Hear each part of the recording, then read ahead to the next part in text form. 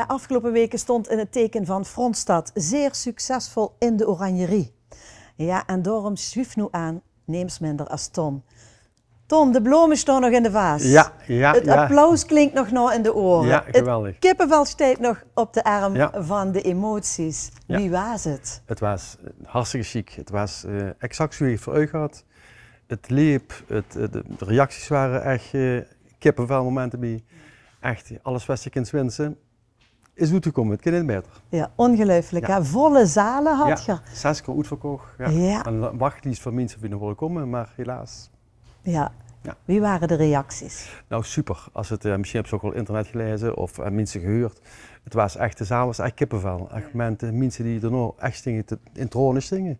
Die wat vertellen, god, jij mijn moeder wil nooit over kallen. En nu heb ik haar vol gezien, dus je schoot helemaal vol.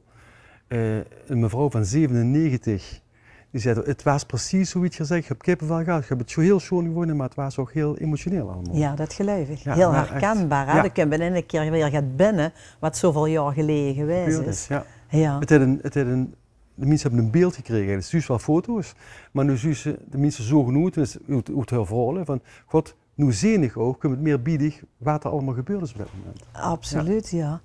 En wie was het achter de schermen? Achter de schermen, het was gewoon één grote groep. We hebben gezegd van, ik heb 64 kinderen erbij gekregen in de afgelopen tijd. Ja. Het is echt, ik heb verschillende producties gedaan, maar dit was echt zo'n hechte groep en zo fijn, nog steeds, nu nog eigenlijk. Ja, het echt, echt Het heeft natuurlijk super. ook met het onderwerp te maken, hè? Want het is nogal gat. Ja, ook, maar de mensen waren ook, weet je, dus zijn toch 94% amateurs aan het spelen. Dus, maar die gingen toch allemaal vuur. En omdat het één familie is, trekt de een de andere met. En het was echt, ja, ook achter de buurt, ook emotie natuurlijk. En iedereen bleef bezig. Mensen in de zaal zeiden van, god, de kost overal kijken. Overal speelde degene zijn rol. Het was niet zo van, ik ben klaar en dit. Het was echt een spel Samen. wat bleef. Ja. Fantastisch, Mooi, ja. En als ze dan trucjes, hebben ze dan de première. Dat is heel spannend natuurlijk, Ja. ook zenuwachtig. Want daar hebben ze een productie, daar hebben ze het geschreven. Wat de reactie is, ja. Ja, wie gaat dat ontvangen weer natuurlijk.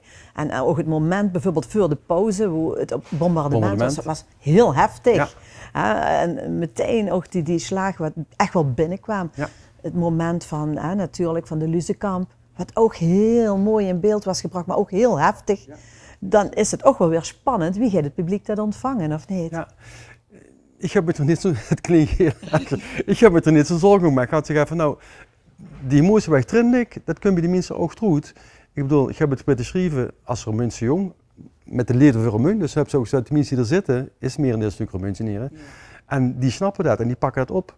En zo was het eigenlijk. Toen was er een vrouw, vandaag nog gehuurd, die zei, mijn broertje was erbij, bij die mensen werd opgerold, doodgeschoten.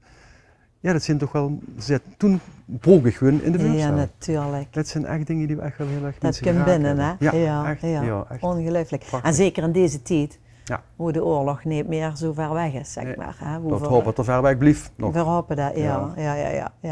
Nou, we gaan eens aan een paar van die acteurs vragen wie ze het beleefd hebben. Ja. Fantastisch, dankjewel. En verkieken Gerard naar de volgende productie die weer goed in hand kan komen. Dan zet je maar van alles aan de kop, maar dat is altijd zo. Hè? Dat dacht ik wel. Dat is zo, van langer wordt geboren. Nou, tegen de tijd dat ze het tipje van de sluier wil oplichten, is misschien wel van harte welkom. Ja, oké. Dankjewel. Dankjewel. Ja, Vert, een glansrol had toe. Ik heb van veel mensen gehoord, prachtige voorstelling, maar die heeft toch wel mijn hartje gestolen. Fritske, ik denk dat toen die reacties ook veel gehad hebben, of niet? Ik speelde mezelf met een vergrootglas erop. En de regisseur en ook de schrijver Tony Zet heeft dat heel goed aangevuld. Dat ik precies in die rol paste. Ja, eigenlijk het Fritske, het Vertje, eigenlijk gewoon. Ja. En lekker spelen. Fantastisch, ja. Doe mocht ook af en toe het Romeins woord vertolken. Ja. Dat was ook heerlijk, dat hoorden ze door de zaal. Op het moment dat toen meteen die eerste zin in het plat zag, hoorden ze dat al een beetje als bij een golfje gewoon van, oh geweldig, ja.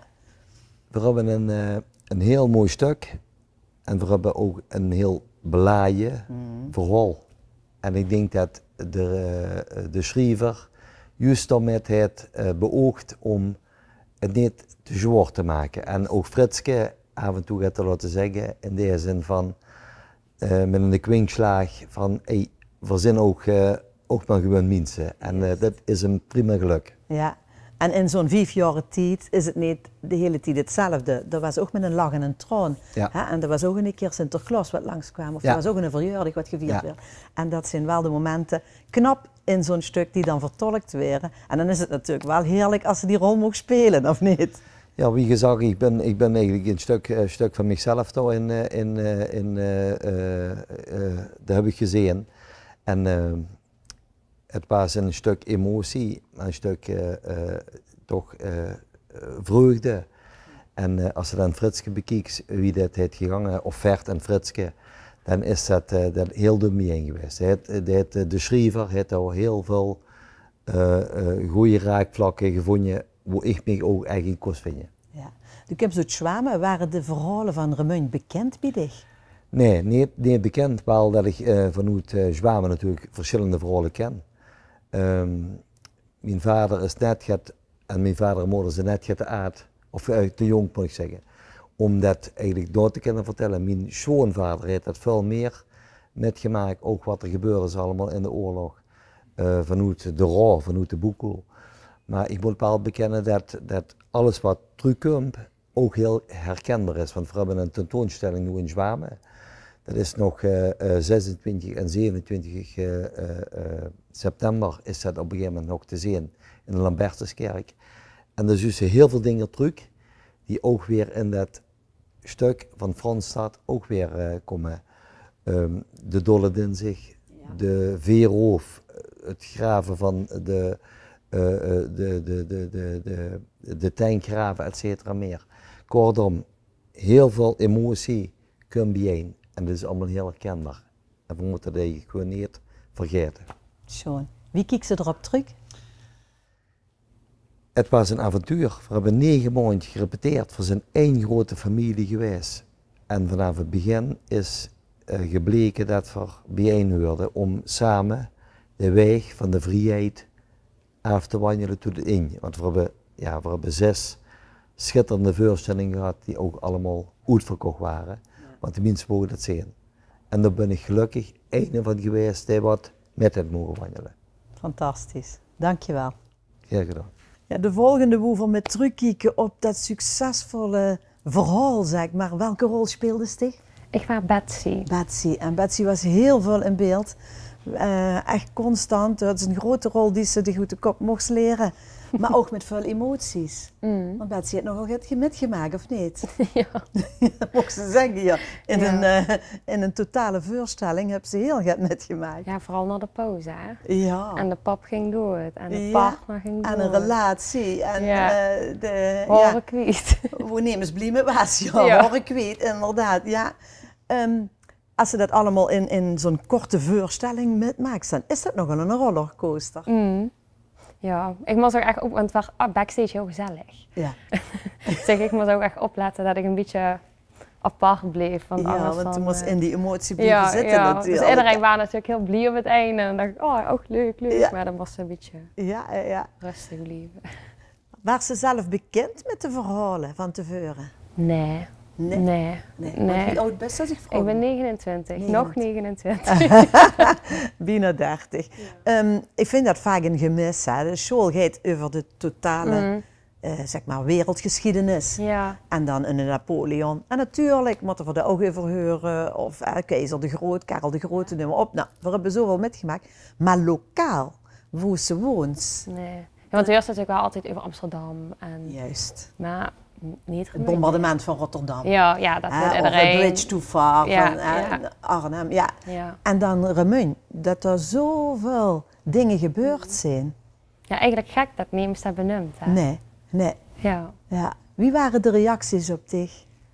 Goed. Ja, ik moet zeggen, mijn papa en mama hebben meer reacties gekregen. Maar die zitten natuurlijk ook nog helemaal in Remunt, maar hele leuke reacties. Ja. Want het was heel bijzonder om dit mee te mogen maken, of ja, niet? Zeker. Ja. Ook echt superleuk dat ze die kans kreeg om een keer zo'n grote rol te spelen. Ja, fantastisch. Echt, ja, je hebt het gezien en ik was echt onder de indruk wie dat ze hem neerzat ook. Maar ook in de totale productie, want het is van links naar rechts, van boven naar onder. Ja, dat heeft er goed geschreven. Ja, het er goed geschreven. Ja, zeker. Nee, absoluut. Ja. En als ze dan terugkijkt, wat waren voor dich de mooiste momenten? Nou ja, ik vond Bombardement heel leuk. Heel nou ja, leuk is misschien nee, maar indrukwekkend en een mooi moment. Ja, absoluut. Ja, vooral altijd woest met iedereen op het podium steeds. Dat vind ik gewoon het allerleukste. Dat heb ze nog mensen om mee te spelen. En ja, scènes hoe ze de confrontatie hebben met de spelers. Ja, dat is gewoon leuk, want dat gaat vanzelf. En dan kunnen ze elkaar steeds een stapje hoger zetten. Ja. En dan hoorden ze ook in het publiek, vond je, naarmate van de voorstelling steeds meer die inlijvingen. Ja, ze werden steeds meer in dat verhaal gezogen. Ja, en gingen erin met. Fantastisch, ja. Ik Ja. denk dat dat bij je ook wel binnen is gekomen. Ja, ik vond het vooral grappig als ik dan stond ik vanuit de coulissen te kijken en dan die Joris die speelde de NSB, die dan voor de eerste keer de Hitlergroep. En dan was iedereen dacht, oh. Ja, dat was wel grappig. Ja, en dan inderdaad nog zoveel jaar. Want generaties, als ik naar de generatie voor me keek, mijn vader, dat was het absoluut not dan. Maar generaties daarna, dan verwatert dat inderdaad. En dat is ook wel. Ja. Inderdaad, ze weten het niet meer. Nee. En daarom is het zo belangrijk dat het vooral verteld bleef. Ja, zo. Nou, fantastisch. Echt complimenten. Dankjewel. Ja, de laatste 2 deelnemers van dit grote spektakelstuk zitten hier voor me. Opa en kleindochter, wie bijzonder is dat wel niet? Dat is het zeker. Ja. Dat is echt heel bijzonder. En het leuke aan het verhaal is dat ik 30 jaar geleden voor de eerste keer de gendarmes heb gespeeld. En toen hebben mijn beide zonen metgespeeld als kindje, als ruiverskind. En dan hadden ze dus een dochter van de jongste zoon. Van een van die 2. En dan staat nu 30 jaar samen met opa op het podium. Ja, fantastisch. Met de kleindochter, wie schoon is dat? Ja, prachtig. Echt heel bijzonder. Want het is een familiair stuk. Ja. Daar heb ook echt familie moeten spelen, ook daar. En om dan nog met echte familie op de bühne te staan, dat is helemaal bijzonder. Ja, en de rest van de familie in de zaal, of niet? Ook dat, zeker weten. Ja. Wie waren voor jullie jeugdreacties? Heel erg positief. Ja, eigenlijk allemaal laaiend, enthousiast en alleen maar positieve geluiden gehoord. En ja, iedereen griep het aan, hè? Want heel veel mensen in de zaal die daar zitten, die hebben het of van dichtbij nog metgemaakt of uit de overlevering gekregen. Ikzelf ook. Dus het was voor mij ook wel weer heel speciaal. Ja, dat gelukkig. Ja, want vorig zijn de verhalen natuurlijk ook heel dichtbij gekomen. Dat zal wel gaan verteld zijn geworden. Ja, zeker weten. Ja. Toch is het vaak lastig van generatie naar generatie om die verhalen te vertellen. En dan was dit een unieke kans om de kleindochter te laten zien en de rest van de kleinkinderen natuurlijk. Van wie is dat nou in Remun geweest? Voor haar is dat al heel lang geleden. Bijna 100 jaar geleden. Wat zei dat nog? Niet veel voor haar. Nee. Dus dat moest ze levend draaien. Ja, dat moest ze levend draaien, ja. Heb je er samen over gesproken? Jazeker. Ja. Niet zo heel veel, maar we hebben elkaar er wel over gesproken. Ja. En ook bij haar zal het ook wel best wel binnen zijn gekomen. We gaan het hem dadelijk vragen. Ja. Maar dat is ook wel spannend, want hoe confronteert ze de jeugd met, hoor? Ja, zeker. Dat gelukkig, want er waren wel heftige scènes, ook voor u. Er waren behoorlijke heftige scènes. Ja, de sterfscène was wel een heftige scène, moet ik zeggen. Daar heb ik de tranen zelf over de wangen gelopen. Ja, dat bedoel ik. Het was een heftige scène, En prachtig in beeld gebracht. En ook een mooi moment op dat moment om te zien, natuurlijk. Maar er staat ook familie bij op de bühne. Ja, het was ook al omvergeschoten, maar dat zal ze dadelijk wel inderdaad. Dat was ook heftig om met te mogen maken. Dat ding is Ja, zo. We zullen hem eens even aan het woord laten. Ik ben benieuwd wie jij dat heeft beleefd. Oké. Ja, we gaan afsluiten met een van de jongste deelnemers wat metgedaan heeft aan Frontstad. Had ze ooit wel eens gehoord van Frontstad? Eigenlijk niet zoveel. Soms op school wel, gewoon met oorlog, maar niet met Frontstad. En ook nooit van opa of oma's of gehoord wie dat is geweest in de oorlog? Nee. Eigenlijk nog nooit. Nee, fantastisch om dat dan toch een keer dat verhaal met te maken, of niet? Ja. Ja, heb ze flink auditie moeten doen of viel dat wel met? Viel wel mee 1 keer en dan was er gewoon een hele groep en dan gingen ze dan gewoon kijken. Week daarna kreeg je volgens mij te horen of je was geselecteerd of niet. En toen had ze nogal een leuke rol, of niet? Ja. Eerst mocht ze touwtjes springen. Of wat, ja. Dus het begon luchtig. Ja. Maar ja, we hoorden net al, toen had ze behoorlijk gehad voor de kiezen. Want wat is met die gebeurd? Ja, ik moest ook sterven. Ja. Onder het bombardement. Ja, klopt. Heftig, of niet? Ja. Ja. Kunt ze zich dan een beetje voorstellen wie het in de wereld is? Ja, want er waren ook zoveel, het gebeurde zoveel door elkaar. En dan voel je ook wel echt hoe het dan vroeger ging. Ja, ja, en toen voelde ze ook die slag, letterlijk, om dich heen. Dat was behoorlijk heftig op dat moment. Heb je ook veel vriendjes en vriendinnetjes gehad die zijn komen kijken? Ja, niet vriendinnetjes of vriendjes, maar wel heel veel familie. Ja. En ook van iemand die ook meedeed. Ik kende wel heel veel mensen die daar in de zaal zaten, dus dat was wel leuk. Zo.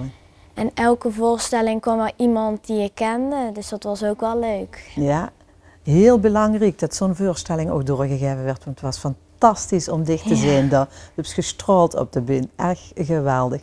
Ook al is het zo'n heftig verhaal, maar we hebben wel genoten van dich. Dankjewel. Wie kijkt ze er zelf op terug? Ja, ik vond het heel leuk. Ja, fijn. Ja. Nou, Wim weet wat de toekomst nog gaat brengen. Ja. Wim weet gewoon voor de hier nog een keer zijn. Dankjewel allemaal. Dankjewel voor uw komst. Deze uitzending is mede mogelijk gemaakt door Morenmachines. Morenmachines voor land, tuinbouw en parkonderhoud. Ook voor reparaties, machineonderhoud en occasions. En Oonktime Roermond.